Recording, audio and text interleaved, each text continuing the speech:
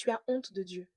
Tu viens de te convertir, ou bien même tu es converti depuis longtemps, hein, et tu es au milieu de tes amis disent, allons faire ci, allons faire ça. Et puis tu as honte de dire que moi, là, je suis chrétien, je suis chrétienne maintenant, hein. Il y a des choses que je ne peux plus faire parce que c'est contre ma foi, ou c'est contre la parole de Dieu.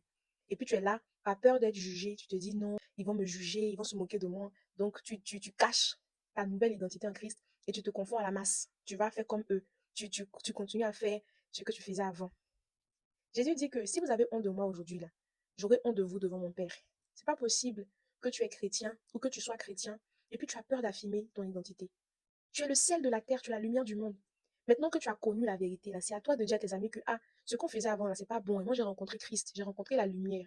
Et la lumière m'a montré que ce que je pratiquais avant était ténèbres.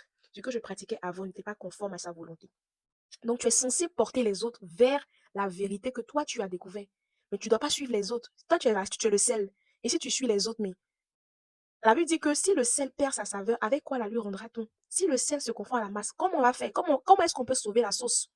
La sauce va se gâter, tout sera pourri parce que le sel lui-même ne se retrouve pas. Le sel lui-même ne connaît pas sa valeur. Donc, la sauce ne sera pas douce. Il faut que toi qui as la vérité, il faut que toi qui es le sel, tu dises aux autres que ce que vous faites, c'est plus conforme à mes valeurs. Et je vous encourage à rencontrer aussi Christ. Je vous invite à faire la paix avec Christ.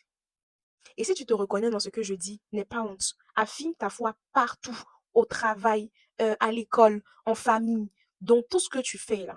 Tu as changé de camp, tu as changé d'identité et tu dois les encourager à aller aussi ou à rencontrer, à connaître la vérité que toi tu connais aujourd'hui.